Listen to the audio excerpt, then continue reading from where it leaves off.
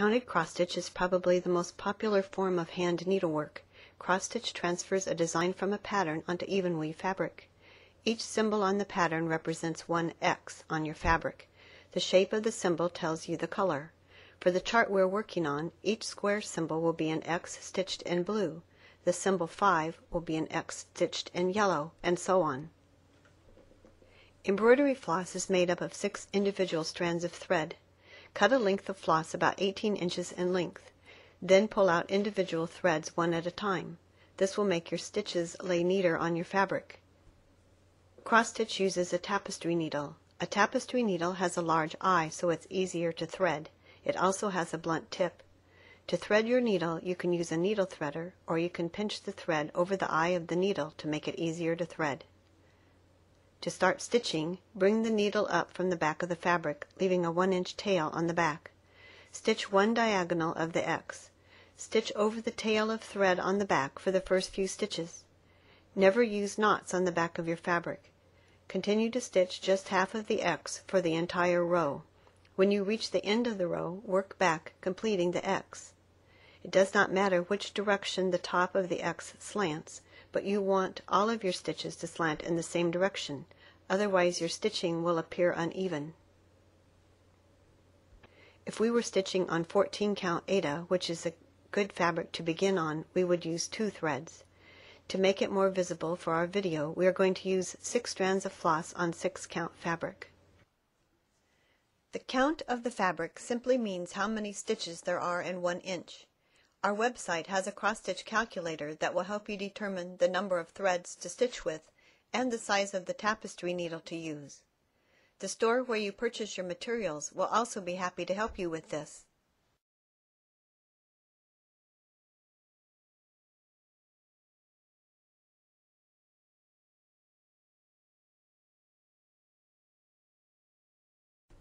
When you've completed all the X's on the first row, simply drop down 1 row and stitch the next row. Again, just stitch 1/2 of the X for each stitch on the row, then complete the X on your way back. When you've completed an area or have run out of thread, you will need to end off. Turn your piece over and run the needle under 4 or 5 stitches and trim the tail. You never use knots on the back of your stitching. Your stitches will be more even if you use some type of hoop or frame to hold your fabric.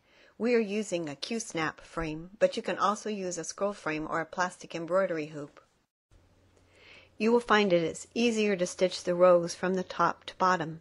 Sometimes when you move to a different color or area, you will need to count to find where to start stitching. This is easy to do. Start stitching the new area the same as before. Bring your needle up from the back of the fabric, leaving a 1-inch tail which you stitch over to secure the thread. Stitch half of the X on a row, then work back to complete the X's on that row. Your stitches should lay flat on the fabric without distorting the fabric. It's easy to pull your thread too tightly. Stitch a row with less tension to see if the stitches look better. If you run out of thread before you complete an area, just run your needle under a few stitches on the back to end off. To start stitching again, you don't have to catch the tail like we've shown before. All you need to do is run your needle under a few stitches on the back of the fabric, similar to how we ended off, and continue stitching. Keeping your stitching neat on the back will help when you try to frame or finish your project. In addition to the regular cross stitch, many designs will call for back stitching. Back stitching is a running stitch used to outline a color or to make lines. Back stitching is always done last. On our design, the strings for the balloons and the words are done in backstitch. Usually backstitching is done with half the strands that you used to make the X's.